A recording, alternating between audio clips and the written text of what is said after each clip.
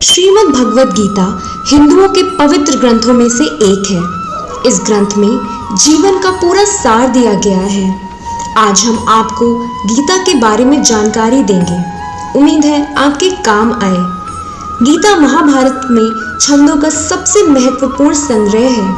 पूरी दुनिया में हिंदू भगवद गीता परिचित है और हम सब ने हमारी पीढ़ियों से इसकी महानता के बारे में सुना है। गीता भगवान श्री कृष्ण द्वारा युद्ध और जीवन के अर्थ को समझाने के लिए अर्जुन को दिए गए उपदेश की एक श्रृंखला है।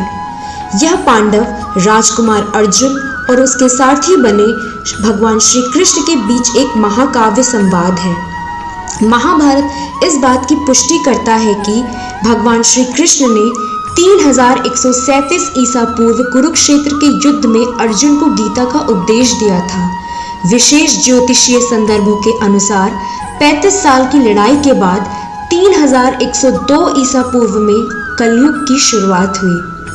भगवद गीता में 18 अध्याय हैं, जिसमें कुल 700 छंद हैं और यह 3 हिस्सों में विभाजित है, जिसमें प्रत्येक हिस्से में 6 अध्याय हैं। यह देखा जा सकता है कि नंबर 18 महाभारत में कई जगह प्रयोग हुआ है। नंबर 18 का मतलब संस्कृत में जया होता है, जिसका शाब्दिक अर्थ बलिदान से है।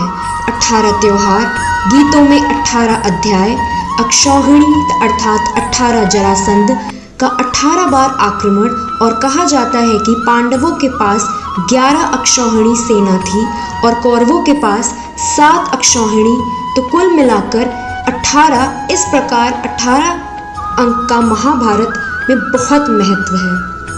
अल्बर्ट आइंस्टीन ने अपने जीवन के आखिरी वर्षों में भगवद गीता में निहित बुद्धिमत्ता में आत्मसात शुरू कर दिया था।